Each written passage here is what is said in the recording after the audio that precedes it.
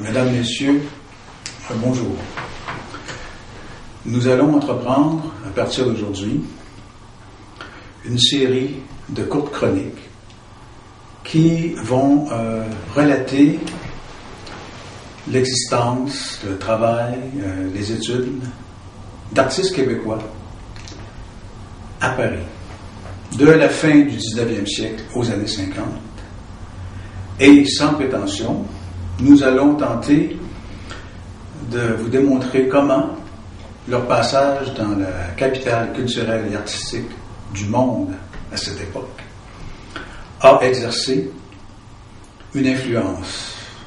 Chez certains, une influence majeure, c'est-à-dire une transformation de leur art, une nouvelle vision d'appréhender la peinture, la sculpture, ou la gravure, entre autres, ou chez d'autres, comment leur séjour parisien, qu'il soit limité à un seul ou à plusieurs, s'ils n'ont pas transformé radicalement leur façon de voir les choses dans leurs métiers respectifs, à tout le moins, ce séjour leur a permis d'approfondir leur technique, de découvrir un monde qu'ils ne connaissaient pas et, évidemment, de revenir avec des cahiers chargés de pochades, de sketchs, de dessins qui serviront à leurs œuvres majeures qui seront réalisées dès leur retour de Paris.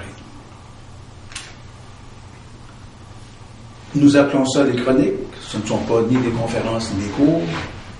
C'est plutôt sur un ton léger. C'est fait sans prétention. Mais dans le but de vous faire découvrir un aspect historique de la présence de nos grands peintres en Europe. Ceci étant dit, nous allons débuter par une introduction générale, mettre en place le sujet des chroniques. Ensuite, nous verrons plus précisément comment s'est articulée cette présence à Paris.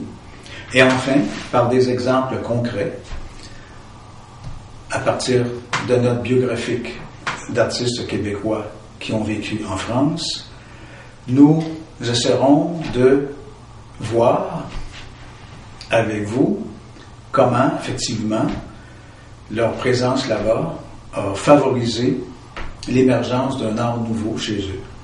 Et à l'aide de diapositives qui vous présenteront le travail avant ou après, on pourra voir assez facilement la différence dans la technique, la vision, la qualité en général de leurs œuvres.